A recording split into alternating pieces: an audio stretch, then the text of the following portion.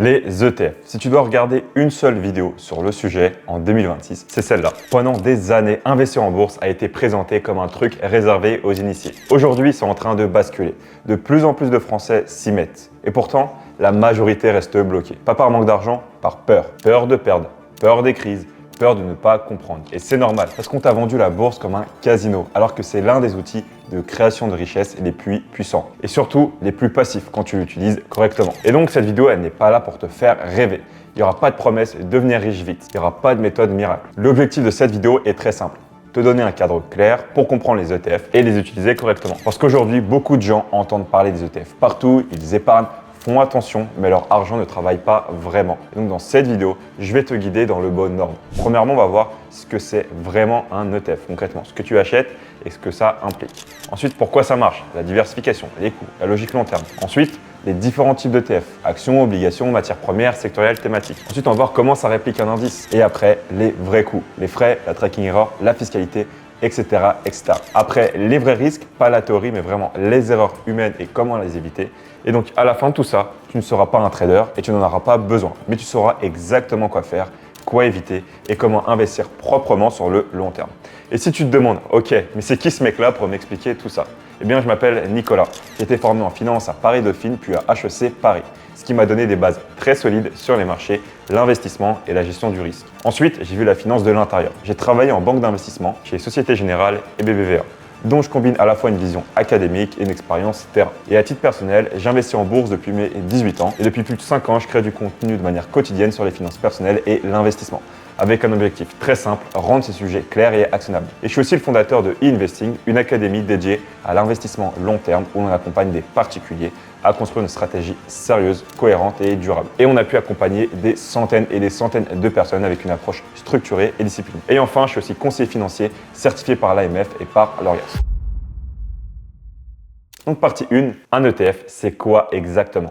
Avant de parler de performance, de stratégie ou de portefeuille, il faut poser une base très claire. Parce que si tu ne comprends pas précisément ce qu'est un ETF, tu risques soit de ne jamais investir, soit d'investir dans quelque chose que tu ne maîtrises pas du tout. Et donc, on va commencer très simplement, vraiment à zéro. Donc, on va prendre un petit exemple. Imagine que tu veux manger des fruits. Tu as deux options. Premièrement, tu achètes un seul fruit, par exemple une pomme. Ou deuxièmement, tu peux acheter une salade de fruits avec des pommes, des bananes, des oranges, des poires. Et du coup, si ta pomme est mauvaise, alors dans le premier cas, tu as tout perdu. Alors qu'avec ta salade de fruits, c'est pas du tout pareil. Il te reste des autres fruits que tu pourras du coup manger. Et en bourse, ce raisonnement, c'est exactement la même logique avec les ETF. Un ETF, c'est un panier d'investissement que tu peux acheter en bourse comme une action. Et donc ETF, qu'est-ce que ça veut dire? Ça veut dire Exchange Traded Fund.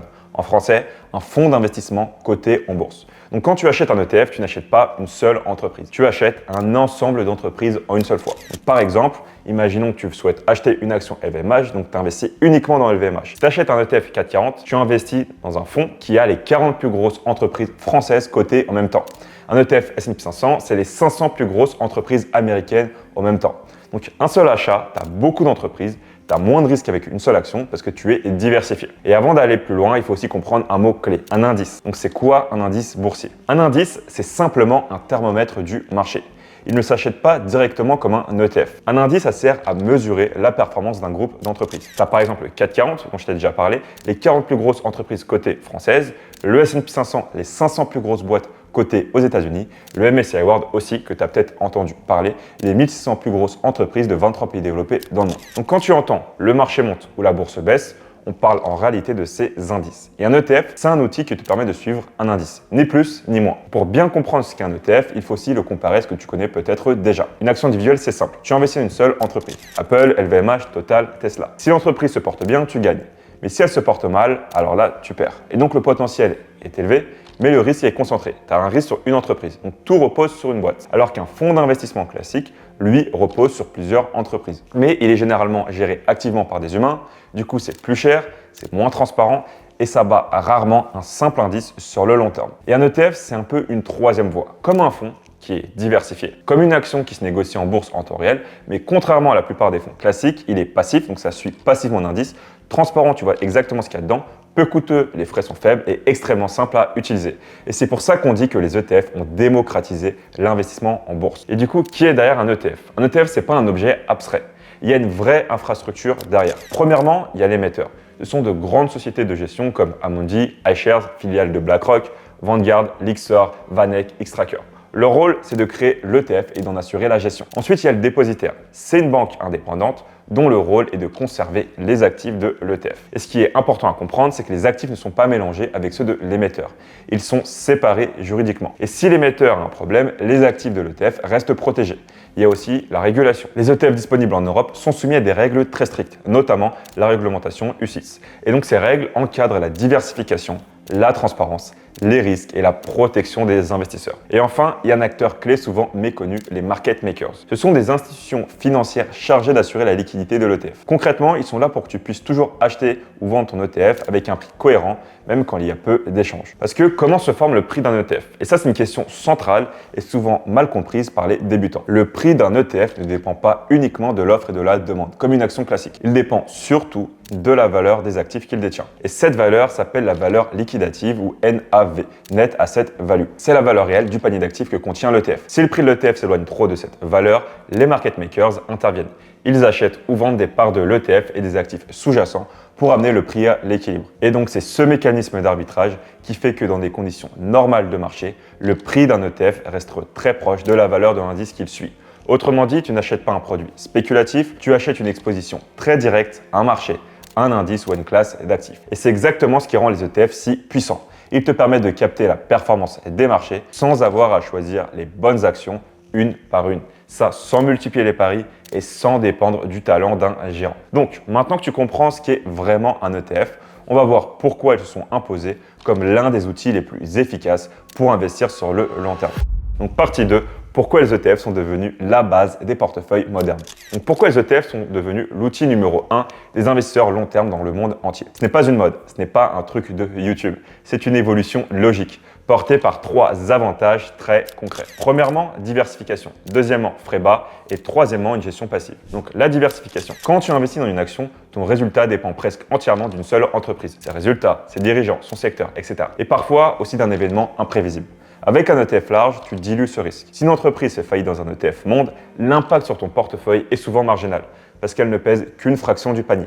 La diversification permet donc de réduire le risque qui est lié à une entreprise, le risque qui est lié à un secteur, le risque qui est lié à un pays. Mais il faut être clair, la diversification ne supprime pas les baisses de marché. Si le marché mondial baisse de 20%, alors un ETF monde baissera de 20% aussi. Donc la diversification, ce n'est pas un bouclier contre les crises, c'est une protection contre l'erreur ou l'accident isolé. Deuxième point, les frais bas. Les frais, c'est le point le plus sous-estimé, alors que c'est l'un des plus importants sur 20 à 30 ans.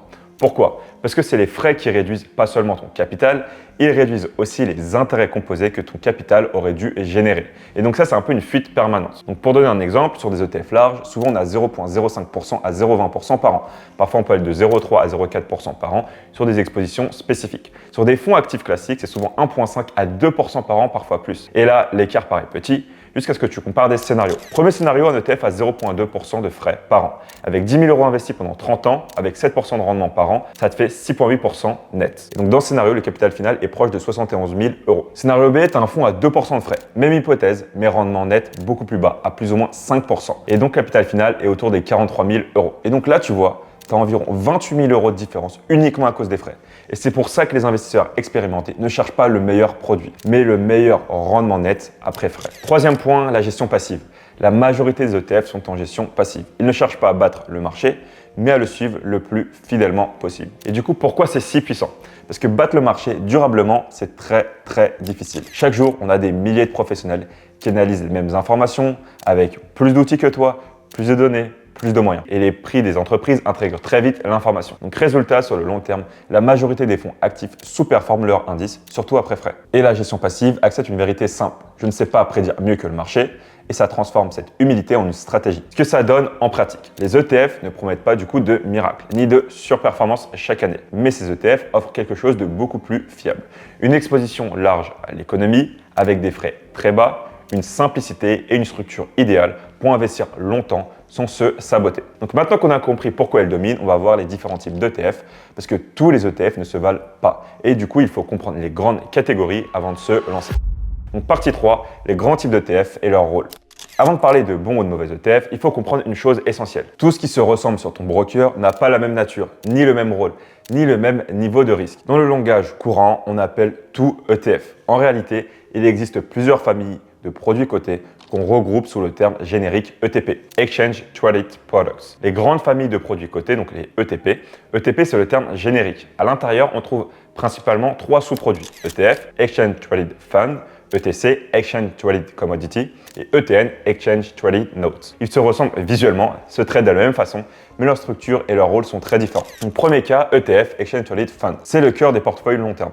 Les ETF classiques sont des fonds d'investissement cotés, ils détiennent physiquement via réplication, on va le voir après, des actifs réels, des actions, des obligations, parfois de l'immobilier coté, etc., etc.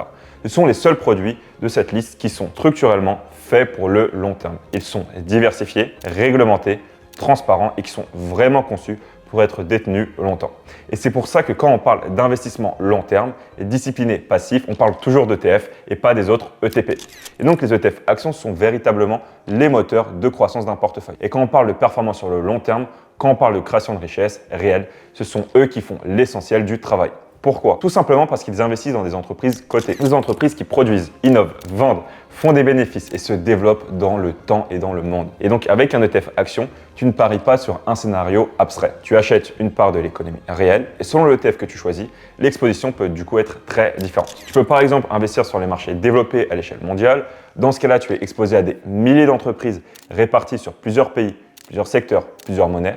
Et ça, c'est la diversification, on va dire, maximale. Et c'est pour ça que ce type d'ETF constitue très souvent le cœur d'un portefeuille long terme et surtout pour les débutants. Tu peux aussi choisir une exposition plus ciblée comme les États-Unis. Là, tu concentres ton investissement sur la première, la plus grosse économie mondiale avec des entreprises extrêmement dominantes à l'échelle internationale. Et c'est plus concentré, tu n'as qu'une géographie, parfois plus volatile, mais historiquement, ça a été un choix assez performant. Il y a aussi les pays émergents, par exemple. Ces ETF te donnent accès à des économies en forte croissance potentielle, mais avec plus d'instabilité politique, économique et monétaire. Et le potentiel est plus élevé, mais la volatilité aussi. Et c'est typiquement une brique complémentaire, pas un pilier central pour tout le monde. Donc ce qu'il faut retenir, c'est une chose très simple. Les ETF actions, c'est vraiment la colonne vertébrale d'un portefeuille long terme. C'est eux qui captent la croissance économique mondiale. Ce sont eux qui bénéficient du coup des bénéfices des entreprises, de l'innovation et de la productivité. Et ce sont eux qui, historiquement, expliquent l'immense majorité de la performance sur 20, 30 ou 40 ans. Après, on a les ETF sectoriels qui investissent dans un seul secteur de l'économie. Au lieu d'acheter le marché dans son ensemble, dans ce cas-là, on choisit une brique précise. Par exemple, prendre un ETF technologique qui investit dans des entreprises comme Apple, Microsoft, Nvidia, ou aussi un ETF santé qui regroupe des laboratoires, des groupes pharmaceutiques. On peut aussi avoir des entreprises de biotechnologie. On peut aussi avoir un ETF énergie qui se concentre sur le pétrole, le gaz, l'énergie renouvelable.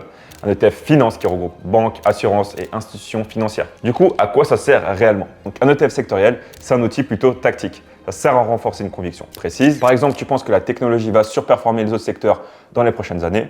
Aussi que tu crois au vieillissement de la population et à la croissance du secteur santé. Aussi si tu veux surpondérer l'énergie dans un contexte de tension géopolitique. Bref, dans ce cas-là, un ETF sectoriel, ça peut avoir du sens en complément d'un portefeuille et déjà fait un portefeuille large. Et le problème des ETF sectoriels, ce n'est pas qu'ils sont mauvais, c'est qu'ils sont beaucoup plus risqués qu'ils n'en ont l'air. Un secteur par nature, c'est très cyclique. Ça dépend fortement du contexte économique et ça peut rester à la traîne pendant des années. Par exemple, la technologie a explosé sur certaines périodes, mais a aussi connu des chutes violentes et de longues phases de stagnation. L'énergie peut superformer par exemple sur quelques années, puis sous-performer pendant très longtemps. Autre point clé aussi, c'est la concentration. Un ETF sectoriel contient moins d'entreprises, souvent les mêmes, et aussi une dépendance forte à quelques grandes sociétés. Et donc si le secteur va mal, tout l'ETF va mal. Comme autre ETF, on a les ETF sectoriels. On arrive à une catégorie encore plus séduisante sur le papier, mais aussi l'une des plus piégeuses, c'est les ETF thématiques. Donc ces ETF investissent sur des grandes histoires qui font rêver. Par exemple, l'intelligence artificielle, la transition énergétique, la robotique, la cybersécurité, le métaverse, la blockchain et ainsi de suite. Sur le principe, ça paraît logique. Ce sont les tendances réelles,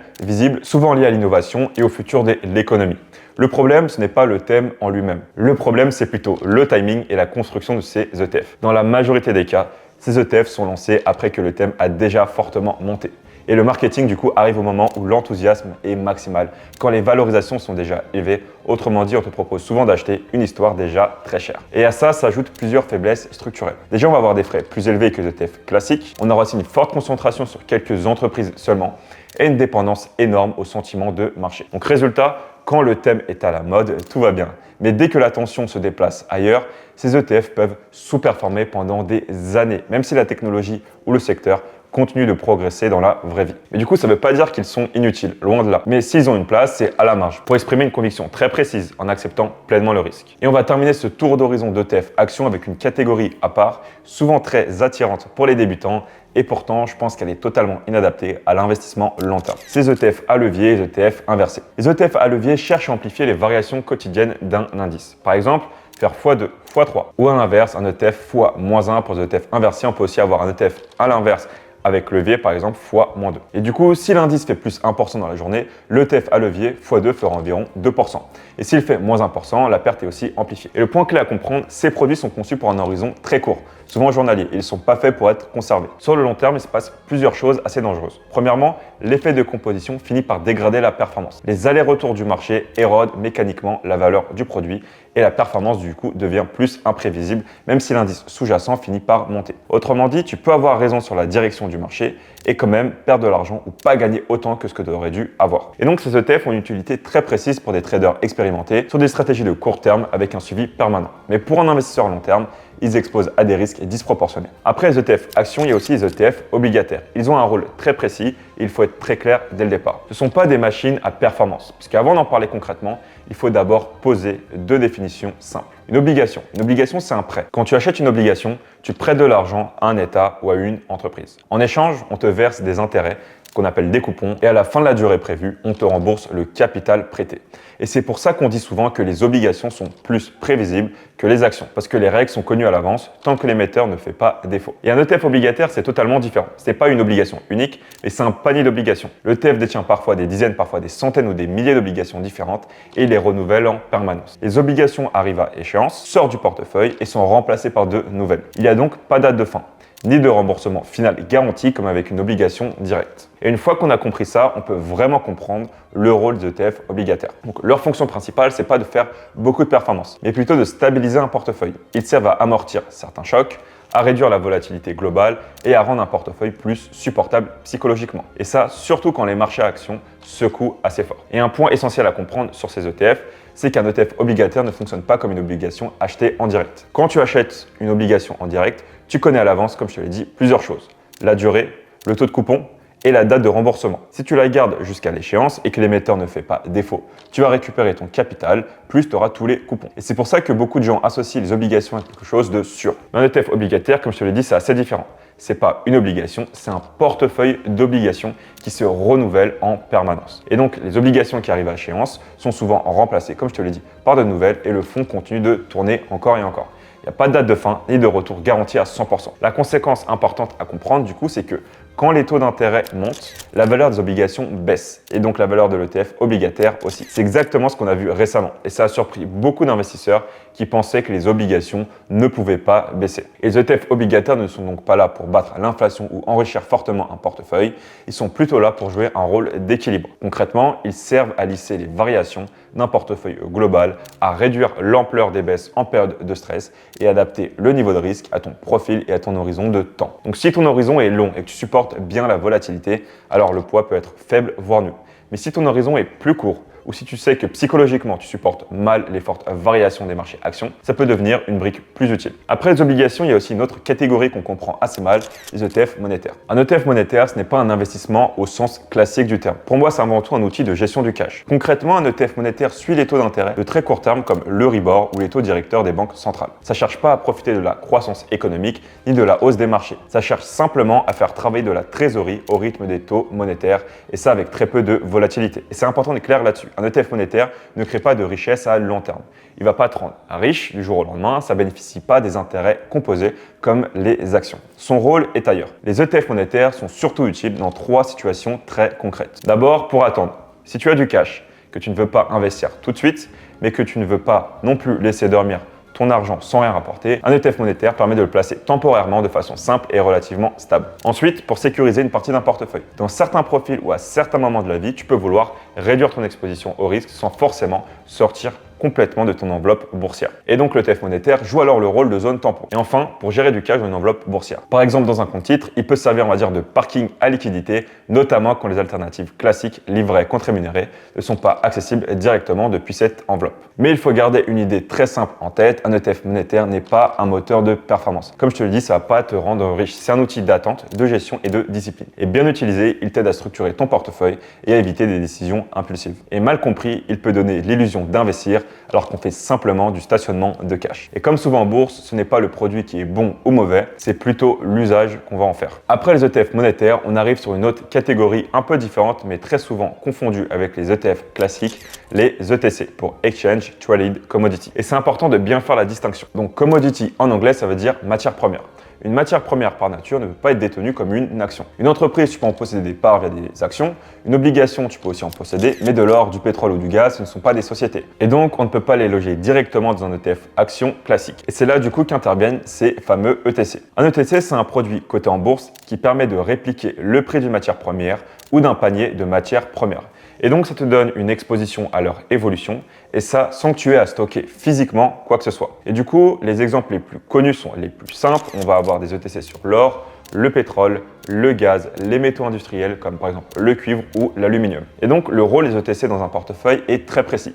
Ils servent avant tout à diversifier. Les matières premières n'évoluent pas toujours comme les actions ou les obligations. Et donc, dans certains contextes économiques, ces ETC peuvent se comporter différemment, ce qui peut aussi aider à lisser un portefeuille et à réduire le risque. Ils peuvent aussi jouer un rôle de protection partielle dans des scénarios spécifiques, comme par exemple des périodes d'inflation élevée, aussi une perte de confiance monétaire ou bien certaines crises systémiques qu'on peut avoir sur le marché financier. Par exemple, l'or a historiquement joué un rôle de réserve de valeur dans certains contextes de stress financier ou de perte de confiance monétaire. Mais il faut être très clair sur leurs limites majeures.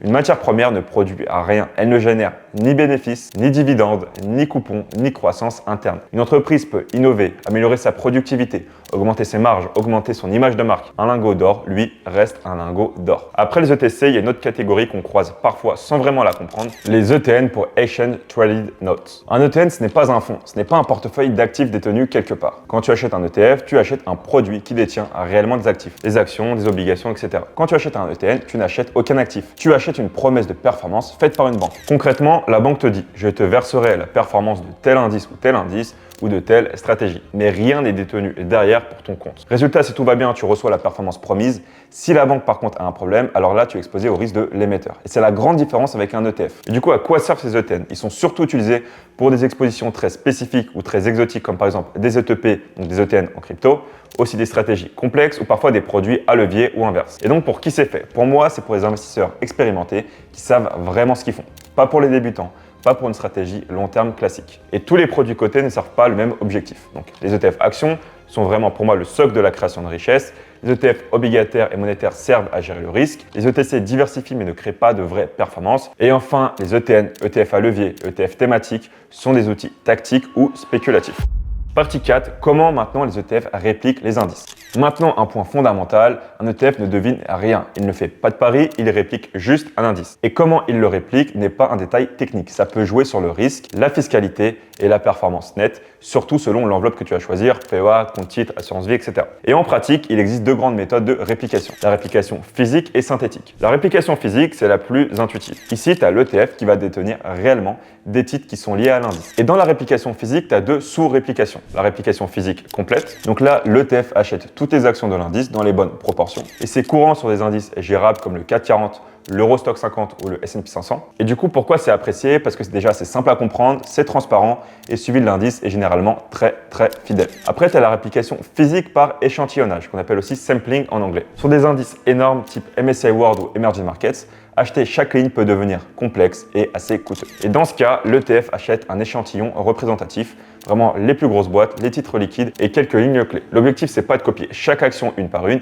mais de reproduire le comportement global de l'indice à moindre coût. Et le deuxième grand type de réplication, c'est la réplication synthétique. Un ETF synthétique ne devient pas forcément les actions exactes de l'indice. Il repose sur deux briques. Premièrement, un panier de titres, souvent des actions européennes, réelles et réglementées, et après un swap avec une grande banque. L'ETF donne la performance de son panier et reçoit la performance de l'indice cible, et souvent dividende inclus. Au final, toi, tu obtiens la performance de l'indice sans que ton ETF ait besoin de posséder directement toutes les actions, par exemple du S&P 500 ou du MSCI World, par exemple. Et donc le risque principal, c'est les risques de cette contrepartie. Parce que le risque clé, c'est que la banque du swap fasse défaut. Mais en Europe, c'est très encadré par UCITS. Ça permet une exposition limitée, des mécanismes de garantie et un suivi très strict. Donc synthétique, ça ne veut pas forcément dire dangereux. C'est une simplification, mais c'est souvent exagéré quand on parle des grands ETF en Europe qui sont sous la réglementation UCITS. Aussi, au niveau du tracking error, pourquoi c'est important? Donc tracking error, c'est l'écart entre la performance de l'ETF et celle de son indice en variation. Donc par exemple, sur la même durée, ton ETF 440 va peut-être progresser moins fort que ton indice 440. Et donc ça vient de frottement. Les frais, les coûts de transaction, la méthode de réplication et peut-être aussi les dividendes. Et en pratique, les ETF synthétiques ont souvent une tracking error, tracking difference plus faible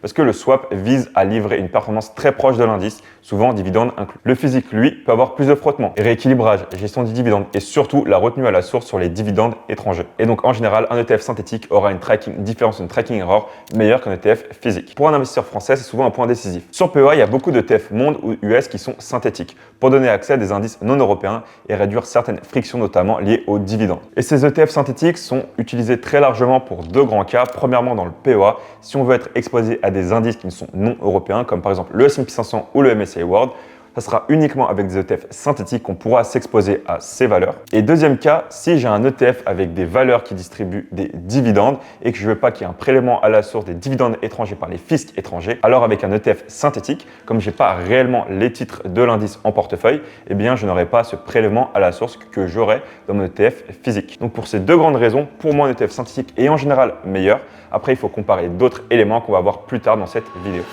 Maintenant, partie 5, comprendre la politique des dividendes dans un ETF capitalisant vs distribuant. Donc maintenant qu'on a compris ce qu'est un ETF et comment on suit un indice, il faut parler d'un sujet qui change vraiment l'expérience d'investissement, c'est les dividendes. Donc quand tu investis via un ETF action, les entreprises à l'intérieur de l'indice gagnent de l'argent et une partie de ces bénéfices peut être reversée aux actionnaires sous forme de dividendes.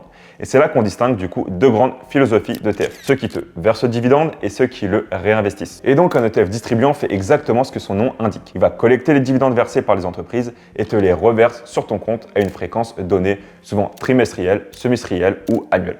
Tu vois donc un flux de cash apparaître, c'est lisible, concret et beaucoup de gens aiment cette sensation de revenu. Un ETF capitalisant, lui, ne te verse rien. Les dividendes sont réinvestis à l'intérieur du fonds et concrètement, tu ne vas pas recevoir de cash, mais la valeur de ta part augmente davantage au fil du temps car les dividendes viennent s'ajouter au capital investi. Et c'est le même moteur économique à la base, simplement la mécanique est différente. Dans un cas, l'argent sort et dans l'autre cas, il reste dedans. Et ce qui rend le capitalisant particulièrement intéressant en phase de construction de patrimoine, c'est déjà l'absence de friction parce que les dividendes sont réinvestis immédiatement et ça sans que tu aies à prendre de décision, sans risque de les laisser dormir et sans trou de performance entre le moment où tu reçois le cash et le moment où tu le remets au travail. Et sur 20 ou 30 ans, ces détails deviennent importants parce que l'investissement à long terme est essentiellement une histoire de régularité et d'intérêt composé. Plus tu réduis les micro-choix et les micro-fuites, plus tu rends ta stratégie robuste. Avec un ETF distribuant, tu dois faire un choix à chaque versement. Est-ce que je réinvestis? Est-ce que je garde en cash? Est-ce que je dépense? Bref, même si tu es discipliné, tu auras toujours un petit décalage et ça sera un manque à gagner. C'est pas dramatique, mais c'est précisément ce genre de friction que, lorsqu'elle s'accumule au fil de temps, c'est un peu dérangeant. Autre point, selon l'enveloppe fiscale et ta situation, la distribution peut créer une fiscalité ou des contraintes intermédiaires, alors que la capitalisation tend à simplifier la mécanique de croissance tant que tu ne vends pas. Mais les ETF distribuants, ça a une vraie utilité quand ton objectif n'est plus d'accumuler du cash, mais de générer du revenu. Si tu veux commencer à financer une partie de ton train de vie, lisser tes retraits ou construire une vraie rente progressive, recevoir un flux régulier, ça peut être pertinent. Donc le dividende devient alors un outil de pilotage, tu consommes une partie des revenus sans vendre nécessairement des parts. C'est souvent plus confortable psychologiquement pour certaines personnes, notamment quand on approche de notre objectif d'investissement cible, ou même lorsqu'on veut se créer une paye mensuelle, trimestrielle, etc. Donc le point clé, c'est donc de choisir consciemment. L'erreur fréquente, c'est de préférer un ETF distribuant simplement parce que ça verse quelque chose. Alors que quand on est jeune, en phase d'accumulation, et que l'objectif est de maximiser le capital à long terme, alors dans ce cas-là, on se prive souvent de la simplicité et de l'automatisation qui font la force d'une stratégie passive. Et enfin, dernière précision sur les dividendes ce ne sont pas des bonus gratuits. Et quand une entreprise verse un dividende, elle transfère une partie de sa valeur au détenteur de l'action. C'est pas de l'argent qui tombe du ciel, c'est une manière de répartir la création de valeur. Ce qui compte pour toi, ce n'est pas dividende ou pas dividende, c'est ta performance nette. Combien tu vas gagner après frais et après fiscalité dans l'enveloppe que tu utilises. Donc en résumé, si ton objectif c'est de construire un capital de manière simple, disciplinée et efficace, les ETF capitalisants sont souvent le choix le plus logique. Mais si ton objectif c'est de générer un flux de revenus, les ETF distribuants peuvent avoir du sens. Dans les deux cas, ce n'est pas une question de bon ou mauvais produit, c'est une question d'usage et de stratégie. Maintenant, partie 6, les frais des ETF, les frais visibles et invisibles. Quand on parle d'ETF, on entend souvent les ETF, c'est pas cher. C'est vrai, mais c'est pas toute l'histoire. Parce qu'en investissement, ce ne sont pas seulement les frais visibles qu'il faut compter, il y a aussi plein de frais invisibles qui s'accumulent en silence année après année et qui finissent du coup par rogner une partie significative de notre performance. Le premier frais dont tout le monde parle, c'est le TER, le Total Expense Ratio. C'est le coût annuel affiché de l'ETF et donc ça inclut la gestion, l'administration, la réplication de l'indice, la structure du fonds. Ça s'exprime en pourcentage et c'est directement prélevé sur la performance de l'ETF. Tu ne le vois jamais passer sur ton compte, il est déjà intégré dans la valeur de la part. Sur les grands ETF cœur de portefeuille, le TER est souvent très bas. On est autour de 0,05% à 0,20% par an. Ça peut monter jusqu'à 0,3 ou 0,4% sur des expositions plus spécifiques. Et pris isolément, ça peut sembler vraiment négligeable quand on compare ça à des fonds actifs, mais sur 25 ou 30 ans, quelques dixièmes de pourcent font une énorme différence. Donc le TER, c'est vraiment le premier filtre indispensable. Donc à exposition équivalente, toutes choses égales par ailleurs, moins c'est cher, mieux c'est, surtout pour les ETF que tu comptes garder assez longtemps. Mais attention, le TER ne raconte pas toute l'histoire. Tu as aussi la tracking difference. C'est l'indicateur le plus pertinent aussi pour moi. Il y a beaucoup d'investisseurs qui regardent uniquement le TER. Or, le véritable indicateur de qualité d'un ETF, c'est la tracking différence. La tracking différence, ça mesure l'écart réel entre la performance de l'ETF et celle de l'indice qu'il est censé suivre. Autrement dit, ce n'est pas ce que l'ETF promet sur le papier, c'est ce qu'il délivre réellement dans le temps. Et donc, un ETF avec un TER de 0,20% mais une tracking différence de moins 0,1% peut être meilleur qu'un ETF avec un TER de 0,05% mais une tracking différence de moins 0,3%. Pourquoi? Parce que la tracking différence intègre tout. Les frais visibles, les frais invisibles, l'efficacité de la réplication, la fiscalité interne, le prêt de titre, la gestion de dividendes, etc., etc. Un bon ETF n'est pas celui qui a le TER le plus bas. C'est celui qui colle le plus fidèlement à son indice après tous les coups. On a aussi le spread et la liquidité. Au niveau du spread, le spread, c'est la différence entre le prix auquel tu peux acheter un ETF et le prix auquel tu peux le vendre à un moment donné. Sur des ETF très liquides, larges et populaires, ce spread est vraiment très faible. Et parfois, il sera quasiment invisible. Sur des ETF plus petits, plus exotiques ou moins échangés, le spread peut être plus large et donc te coûter plus cher à l'entrée et à la sortie. Et donc, c'est pour ça que la liquidité de l'ETF compte. Aussi, le moment de la journée compte et la manière de passer l'ordre compte. Acheter un ETF très liquide dans les heures d'ouverture des marchés sous-jacents avec un ordre limite plutôt qu'un ordre au marché permet souvent de réduire ce coût invisible. Mais sur le long terme, c'est vraiment pas le facteur le plus important. Mais cumulé à d'autres petites erreurs, ça peut peser. Donc, à retenir, les frais, ça se limite pas au TER affiché. Il faut raisonner en termes de performance nette et réelle.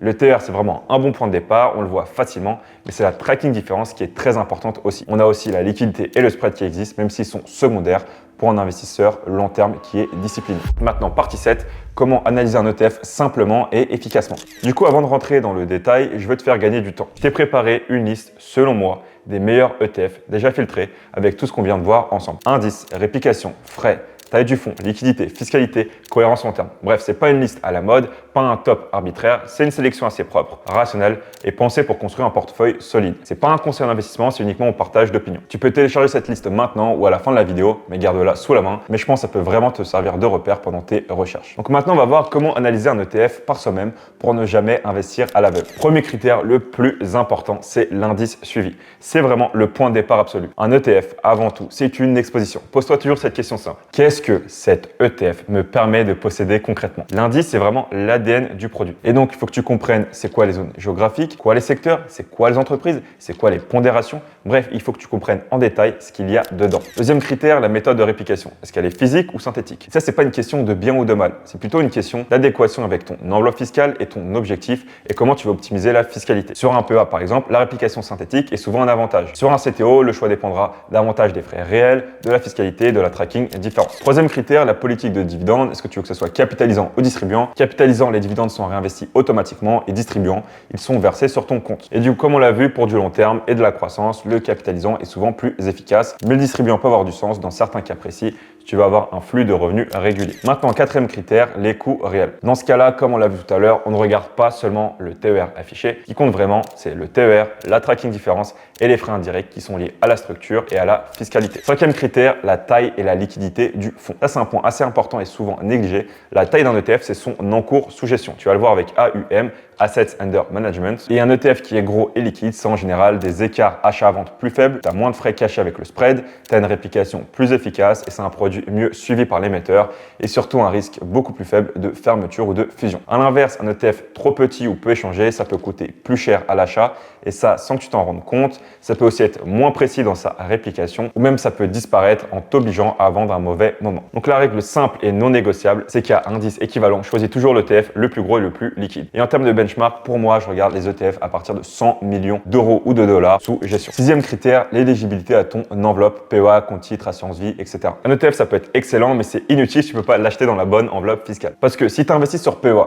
regarde, est-ce que cet ETF est éligible sur ton PEA? Si tu es sur assurance vie, est-ce qu'il est éligible? Oui ou non? Bref, tu fais ça pour chaque enveloppe parce que l'enveloppe change la fiscalité et donc ta performance nette. Septième critère, la devise et la couverture de change. Il y a beaucoup de personnes qui pensent qu'un ETF coté en euros, ça supprime le risque de change. Ça, c'est faux. Parce que si l'ETF détient des actifs en dollars, en yens, en pounds, etc., tu vas être exposé à ces devises. Alors, tu as deux options. Soit tu vas être non couvert et tu assumes le risque de change.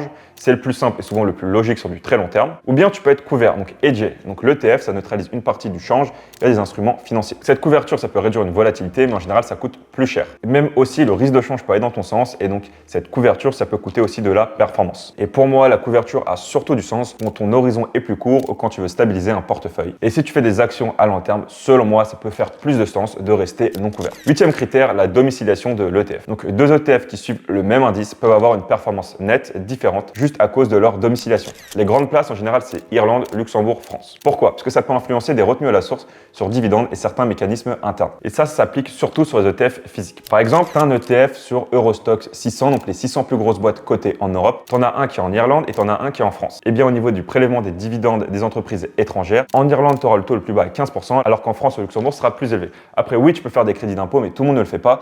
Et aussi sur certaines enveloppes fiscales comme le PEA, tu peux pas faire ces crédits d'impôt. Donc fais attention à cette domiciliation. C'est pas le choix le plus important. Le choix le plus important, c'est l'indice. Mais si tu peux toujours optimiser sur tes synthétiques, en général, l'Irlande, c'est un meilleur choix. Mais si tu fais du synthétique, alors là, le choix de la domiciliation, ça sera plutôt secondaire. Deuxième critère, la qualité de la réplication. Donc là, tu vas regarder la tracking différence sur plusieurs années. Est-ce que l'ETF colle bien à son indice? Oui, non. Est-ce que l'écart est stable? Oui, non. Maintenant, dixième critère, la structure exacte du produit. Sur ton broker, tu peux confondre ETF, ETC, ETN. Ils se ressemblent, mais c'est pas la même protection ni le même risque. Aussi, regarde s'il y a bien la réglementation UCITS pour tes ETF. En général, quand tu investis en Europe, ils le seront quasiment tous. Onzième critère, quelque chose qu'on aborde presque jamais pour les ETF, c'est la politique de prêt de titre. Il y a certains ETF qui pratiquent le prêt de titre pour générer un revenu supplémentaire. Ce n'est pas forcément mauvais, mais il faut vérifier que c'est bien encadré. Collatéral, les limites, la transparence de l'émetteur. À indice équivalent, si tu hésites, privilégie celui dont la politique est la plus claire et la plus conservatrice, celle où le prêt de titre est le plus faible. Douzième critère, la cohérence avec ton portefeuille. Parce qu'il y a beaucoup de personnes qui empilent des ETF et qui croient diversifier, alors qu'en réalité, ils doublonnent les mêmes lignes. Par exemple, tu prends du MSCI World, S&P 500, Nasdaq.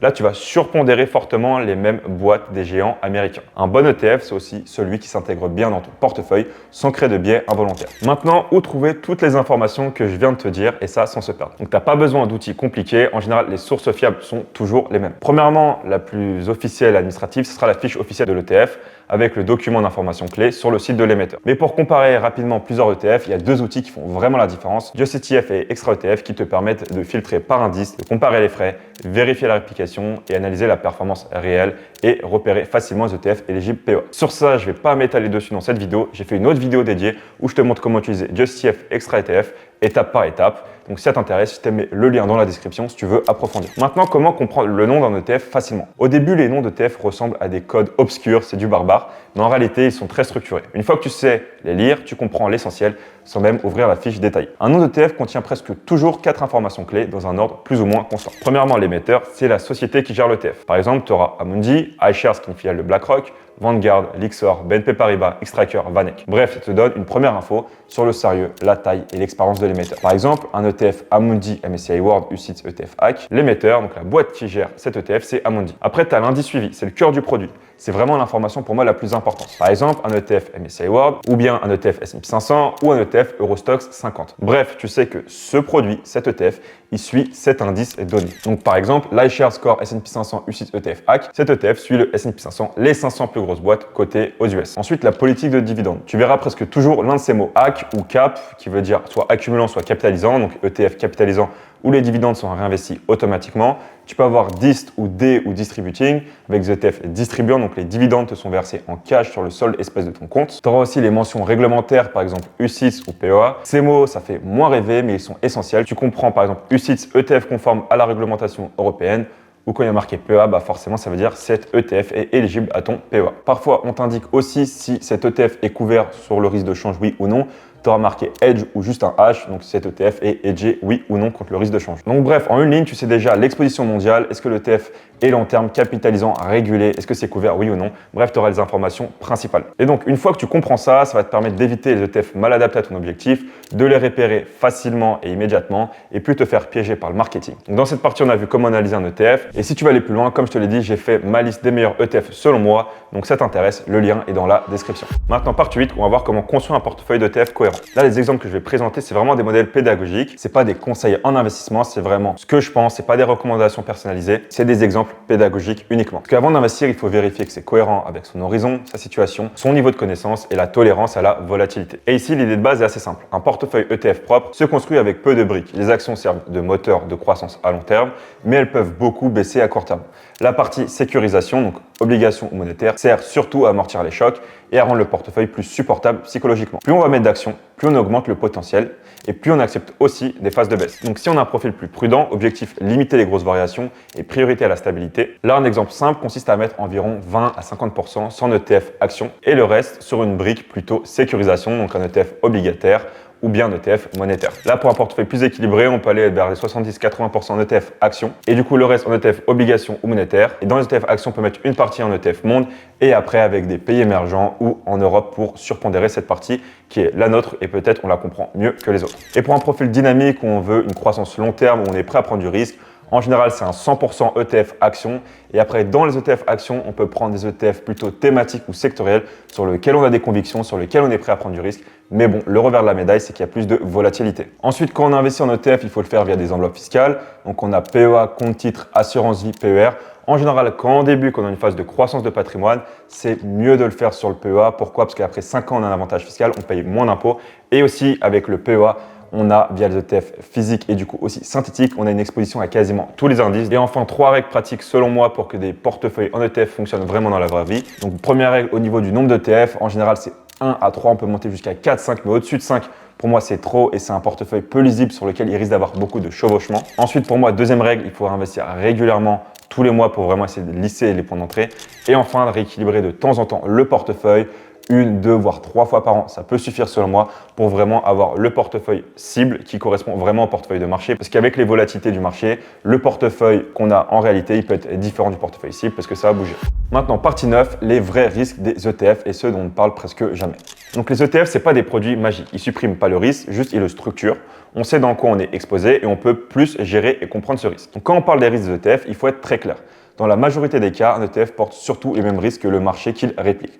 Ce ne sont pas des dangers cachés, c'est de la mécanique d'investissement. Donc le premier risque incontournable, c'est le risque de marché. Si tu investis en ETF action, tu investis en action. Donc il y aura des corrections, des phases, à parfois moins 20% et parfois des cracks. Ça, c'est pas un bug, c'est le fonctionnement normal des marchés financiers. Donc un ETF ne va pas te protéger contre une baisse générale, mais il va te protéger contre un autre risque, celui de dépendre d'une seule entreprise ou d'un seul pari. Et donc le risque de marché, c'est le prix à payer pour la performance long terme. Et en général, sur le long terme, ce risque va tendre à zéro. Il ne sera pas à zéro, mais il va tendre vers zéro. Deuxième risque, souvent assez sous-estimé, c'est le risque de change. Dès que tu investis hors zone euro, tu as une exposition aux devises, surtout au dollar si tu investis en ETF monde, en ETF US. Et même si les actions montent, une baisse du dollar peut réduire ta performance en euros et l'inverse peut aussi l'amplifier.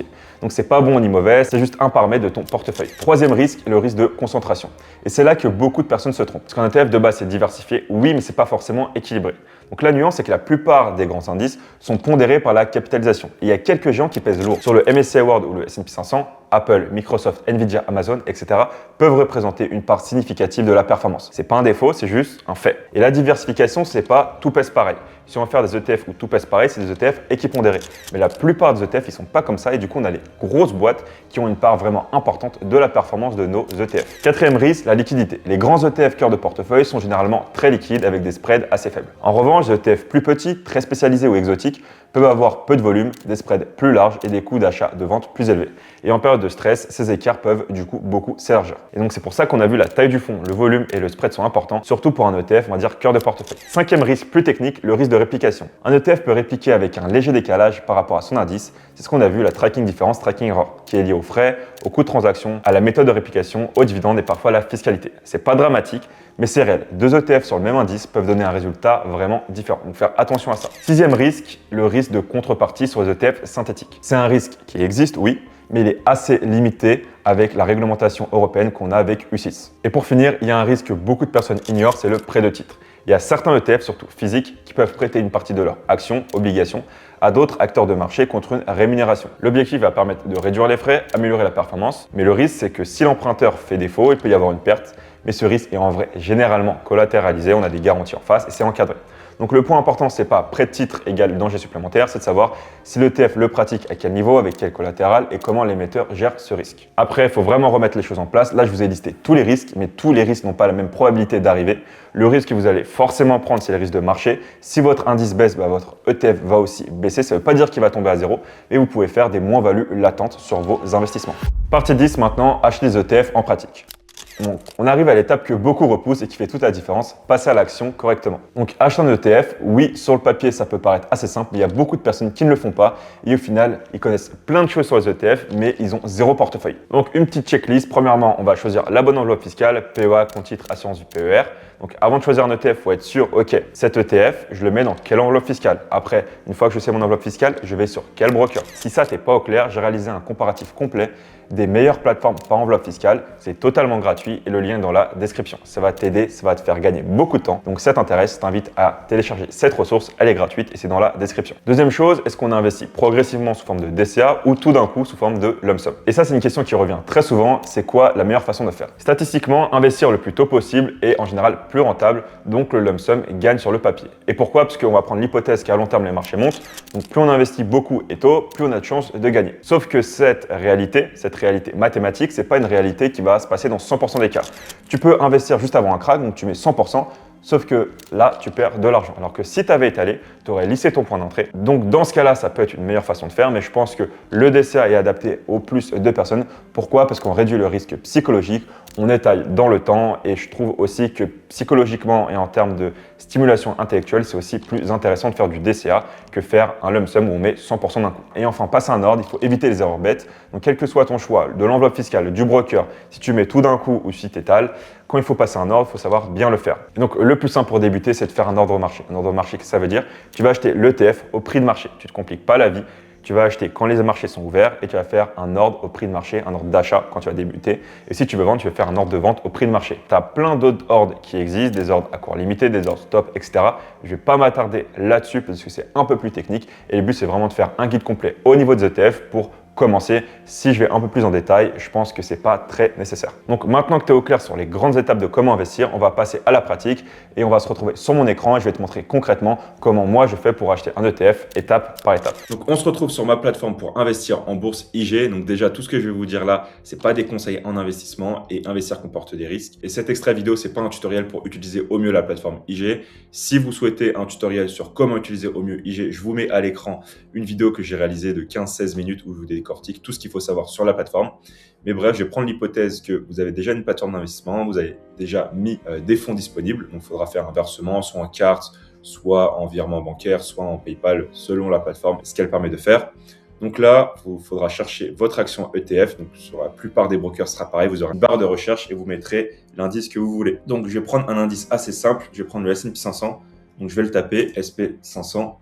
Et là, le problème que je peux avoir, c'est qu'il y en a beaucoup. Si je fais ça, il y en a vraiment énormément. Je sais qu'IG propose énormément d'actifs. Peut-être sur d'autres brokers, vous aurez moins d'actifs disponibles. Mais bref, si vous voulez un S&P 500 et que vous ne savez pas lequel vous avez besoin, vous serez un peu perdu. Et si vous cliquez sur lui et vous regardez c'est quoi la composition, c'est quoi les caractéristiques, etc. Vous allez perdre un temps fou à le faire un par un. Donc, ce que je vous propose, c'est qu'on va basculer sur une autre plateforme qui est Just ETF, qui est un agrégateur d'ETF. Désormais, on se retrouve sur Just ETF. Là, le but, c'est de choisir le bon ETF sur lequel on veut investir sur notre broker, donc sur notre plateforme d'investissement. Donc, ce qu'on va faire, donc Just ETF, vous aurez le lien en description, mais le lien, c'est justetf.com. Vous allez faire sélecteur d'ETF et trouver des ETF. Une fois que vous êtes ici, vous avez accès à une grande grille. Vous avez un peu tous les ETF qui sont répertoriés sur les différents brokers. Donc là, il y en a beaucoup, 3471. Il y a des ETF selon des classes d'actifs. Et donc là, ce qui va nous intéresser, ça va être sur les actions. Vous avez sur obligations, métaux précieux, matières premières, crypto, immobilier, marché monétaire. Pour faire simple, je vais faire actions. Ok, donc là, j'ai les ETF en actions. Les autres critères, je vais choisir mon indice. Pour l'instant, je ne vais pas y toucher parce que je vais vous présenter d'autres choses. Offre spéciale des ETF, c'est plutôt, ils ont des partenariats avec des brokers partenaires, ils vont les mettre en avant. Je pense que c'est plutôt rémunéré. Donc ça ne m'intéresse pas. Est-ce que je veux que ce soit un ETF avec des critères durables, oui ou non? Ancienneté, j'ai plutôt le regarder à la fin. Est-ce que j'investis sur PEA? Oui, non. Pour le cas, là, je vais dire que j'investis pas sur PEA. Je vais faire un ETF capitalisant, donc les dividendes seront réinvestis, distribuant, les dividendes seront versés sur le compte espèce. Taille du fonds, c'est un critère que je vais regarder plutôt à la fin, comme l'ancienneté. Méthode de réplication, j'ai complet, hybride, échantillonnage synthétique. Complet, c'est que j'ai tous les titres de l'indice en portefeuille. Échantillonnage, c'est que j'en ai qu'une partie. Et synthétique, j'ai une réplication via un swap. Moi, je vais faire un synthétique pour essayer d'avoir la tracking différence la plus faible. Et enfin, qu'est-ce que j'ai d'autre? J'ai le promoteur, la famille d'indices, domicile du fonds, couverture de change. Et je veux un ETF long qui réplique à la hausse. Un ETF short, c'est si mon indice monte et moi j'ai un ETF short, eh bien ma position en ETF va baisser. Du coup, est-ce que je vais être couvert? Je vais dire que j'investis sur S&P 500, donc les 500 plus grosses boîtes cotées aux États-Unis sur du long terme. Sur du long terme, historiquement, c'est préférable de ne pas se couvrir. Après, j'ai pas de boule de cristal. Donc, ce que je vais faire 500. Donc, comme ça, j'aurai tous les ETF qui ont 500 dans leur nom, principalement les S&P 500. Comme ça, ça me permet d'aller plus vite. Pourquoi je ne tape pas S&P 500? Parce que certains, il y a marqué S&P, d'autres, c'est juste SP, même si la plupart, c'est S&P. Mais au moins, je ne prends pas de risque de ne pas en louper.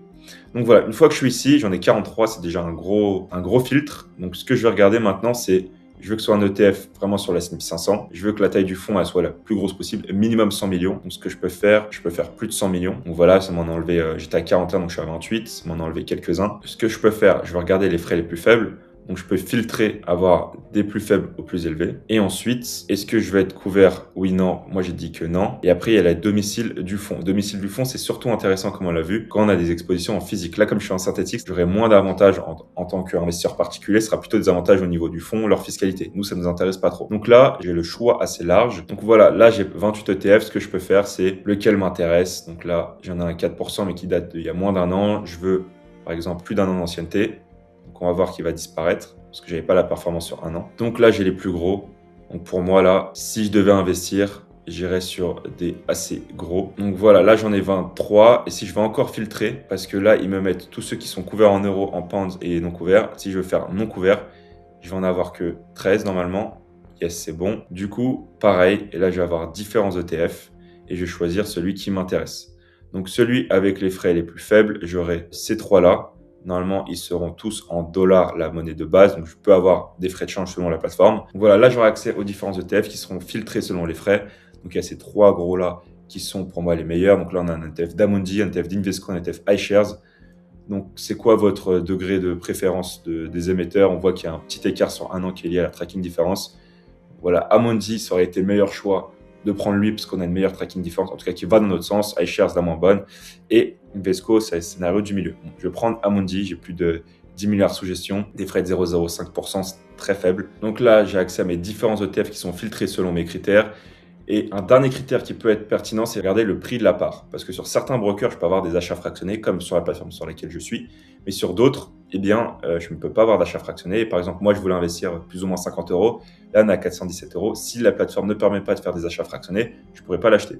Donc, lui aurait pu être un bon choix, mais je vais prendre le cas où je vais choisir un ETF avec un prix de part très faible. Donc là, je suis à 11 euros et je vais regarder pour le iShares. Donc, j'ai à la fois le Invesco et à la fois le iShares qui sont pertinents. Pour la tracking différence qui a été plus favorable pour nous sur Invesco que sur iShares, je vais plutôt partir sur lui, mais bon, ça c'est mon raisonnement, libre à vous de choisir et de faire des choses différentes. Donc là, boum, j'ai mon code ZIN que je vais prendre et que je vais copier ici et coller sur la plateforme. Et là, j'ai un récap des informations principales, le TER, le ratio de frais, la méthode de distribution, la réplication, la taille du fonds, la date de création. Là, j'ai accès à un récap écrit. Là, j'ai aussi d'autres informations de l'émetteur de l'ETF. J'ai le graphique en fonction des années. Et là, j'ai les informations principales. Là, j'ai les performances selon différentes périodes. J'ai des indicateurs de risque. Et là, j'ai les endroits où l'ETF est coté. Donc, bref, j'ai accès à pas mal d'informations. Et par exemple, si je vais sur le fact sheet, j'aurai accès à d'autres informations supplémentaires. Donc, voilà, j'ai la performance de l'ETF de lundi. Donc, j'ai accès à la tracking différence, c'est la différence entre les deux.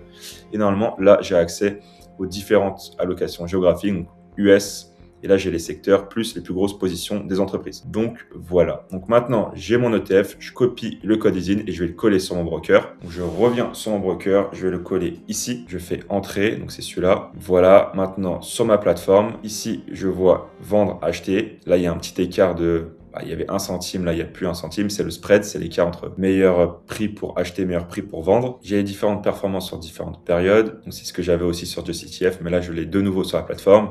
J'ai la taille, j'ai l'utilisation des dividendes, j'ai le code ISIN que je retrouve, le top 10 des positions comme on avait tout à l'heure et les pondérations. Il se peut qu'il y ait une petite différence entre ce qu'ils affichent là et ce qui m'a affiché sur Just ETF parce que Just ETF c'est une date T, là ça s'actualise plus ou moins tout le temps. Et voilà, j'ai les allocations et le document d'information clé. Donc là pour acheter, soit j'achète de manière fractionnée, soit j'achète des portions pleines. Donc là, je vais mettre 11,50 pour essayer d'avoir un ETF plein, prévisualiser l'ordre d'achat et j'ai un ETF plein et ordre d'achat. Et du coup, mon ETF vient de s'exécuter. Donc là, si je vais dans mon portefeuille, je vais le voir et j'aurai accès à mon ETF. Donc voilà, c'est assez simple d'acheter un ETF. Je vous ai expliqué les grandes tendances, les grandes étapes. Ça sera un peu différent selon les plateformes pour investir, mais à la fin, elles se ressemblent quasiment toutes et donc ça sera plus ou moins le même raisonnement partout. Partie 11, les questions les plus fréquentes sur les ETF.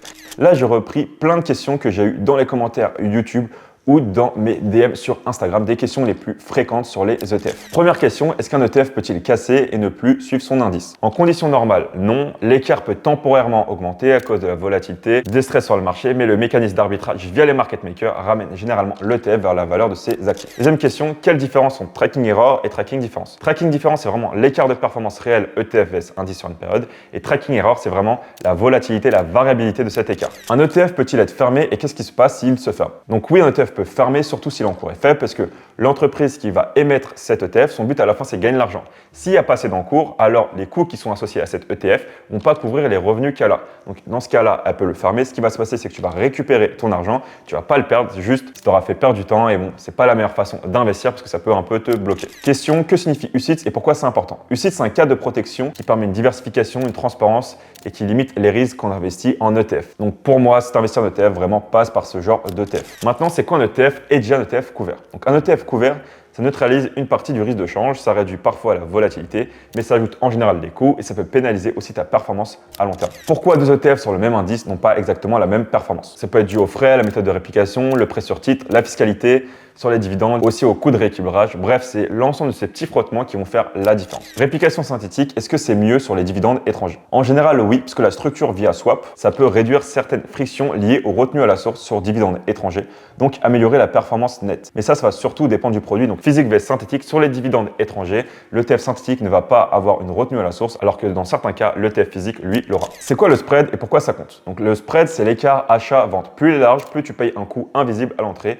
et à la sortie. Et donc le mieux, c'est d'avoir des gros ETF liquides, comme ça tu auras un frais très faible, voire invisible. Quel est le vrai risque du prêt de titre? Le risque, c'est plutôt un défaut de l'emprunteur, mais c'est généralement collatéralisé et encadré. Donc oui, sur le papier, ça paraît risqué, mais en général, c'est assez bien encadré et c'est un risque qui est assez marginal. ETF à levier, pourquoi c'est dangereux sur le long terme? C'est dangereux parce que ça vise une perf quotidienne, x2, x3.